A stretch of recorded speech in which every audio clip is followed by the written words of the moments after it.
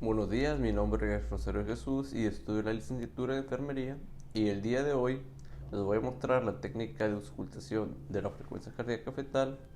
Esta tiene como concepto que es la cuantificación de números de latidos cardíacos fetales durante un minuto y tiene como objetivo identificar la frecuencia, el ritmo, la intensidad de la frecuencia cardíaca que presenta el niño alojado en el vientre de su madre para verificar su vitalidad y también su bienestar fetal.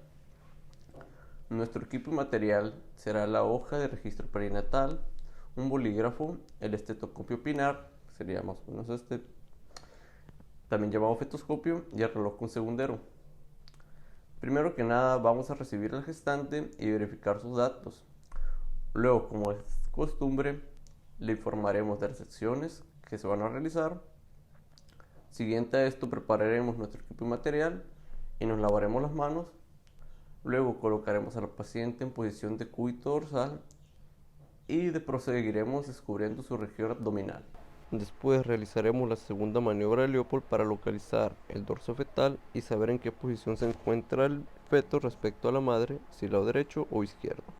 Después vamos a colocar el estetoscopio de Pinar o el fetoscopio perpendicularmente sobre el hombro fetal anterior, como se muestra en la imagen.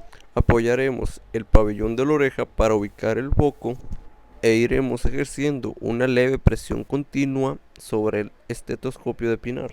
Como se muestra en la imagen, con nuestra mano libre tomaremos el pulso de la madre al mismo tiempo y retiraremos la mano que sujeta el estetoscopio y con esa mano palparemos el útero para valorar la presencia de contracciones. Por último, lavaremos nuestras manos y anotamos la frecuencia cardíaca fetal en la hoja de registro y por su atención, muchas gracias. También existen otras herramientas o instrumentos como vendría siendo esta, el fetoscopio Doppler, que esta nos sirve para lo mismo, solo que esta pues no tienes que apoyarle el pabellón de la oreja, solamente se coloca un poco de gel en la panza y se busca el hombro anterior del feto y ya lo se pone con, yo una vez puesto el gel y ya hay marca en la pantallita que trae. Otra cosa a tener en cuenta es que la frecuencia cardíaca fetal no es constante durante todo el embarazo.